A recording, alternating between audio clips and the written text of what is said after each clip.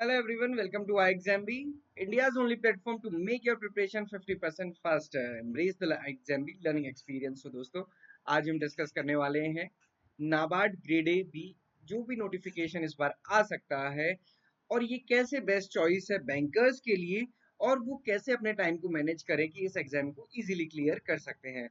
सबसे पहले तो ये समझने की बात है कि ये क्या होता है। अक्सर जितने भी स्टूडेंट्स आईबीपीएस की प्रिपरेशन करते हैं, चाहे पीयू की है चाहे एएफओ की, उन्हें लगता है कि जो ये नाबार्ड एग्जामिनेशन है या फिर आरबीआई टाइप एग्जामिनेशन है ये उनके लिए नहीं है, जो कि बिल्कुल गलत ही है। कैसे हम कह सकते हैं कि इसके लिए उसके लिए नहीं है। बेसिकली क्या है, चलिए ठीक है, उस टाइम पे आपने बहुत अपना फोकस किया कि अपना एक एग्जामिनेशन क्लियर किया जाए और आपने वो एग्जामिनेशन क्लियर भी किया। अब सेम टाइम उन स्टूडेंट्स के लिए भी जो अभी आईबीपीएस पीयू की बात कर रहे हैं या फिर प्रिपरेशन कर रहे हैं एएफओ की, तो वो इस बात को अभी समझ जाएं कि दोनों एग्जामिनेशन या चाहे आपने क्लियर किया है क्लियर कर चुके हैं तब भी नाबार्ड का एग्जामिनेशन आपके लिए ही है। कैसे, मैं आपको बताऊं। देखिए, नाबार्ड का एग्जामिनेशन, अच्छा पहले आगे बढ़ते हैं फिर उसके बाद देखते हैं कि कैसे हम बेस्ट चॉइसेस बैंकर्स के लिए हम कह रहे हैं।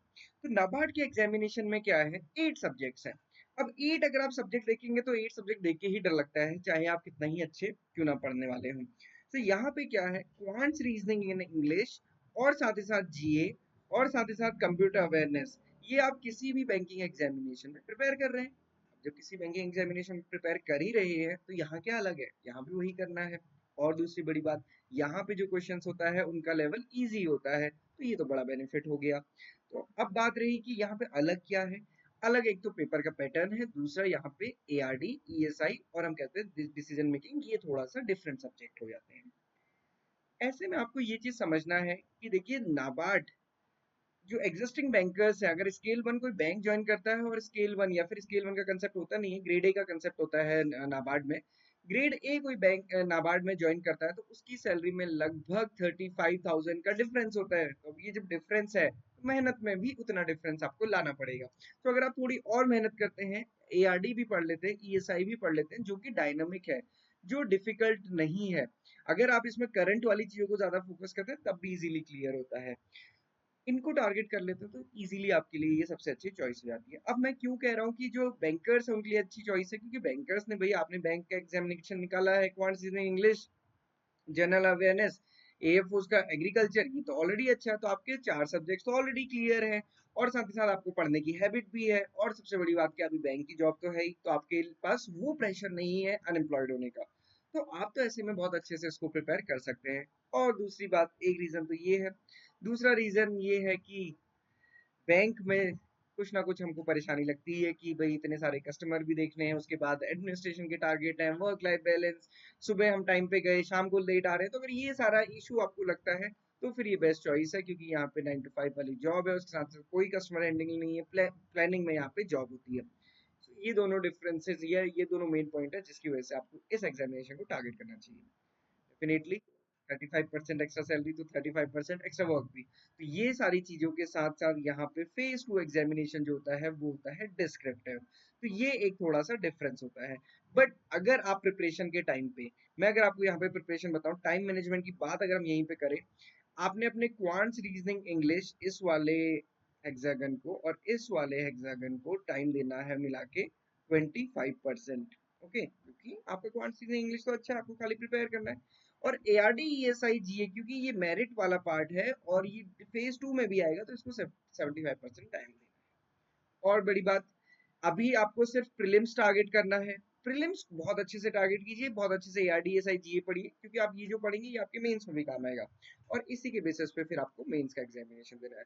जो सीरियस स्टूडेंट्स है वो ऑलरेडी पढ़ना शुरू कर चुके हैं, उनके माइंड में ऑलरेडी चीजें हैं। जरूरी नहीं है कि आप डेली 6-6 घंटे पढ़े, क्योंकि बैंक में जॉब करने के बाद तो उतना संभव भी नहीं है। तो 2 या 3 घंटे भी अगर आपके पास है और वो आप इसमें 75% देते हैं तो आप इजीली कर सकते हैं।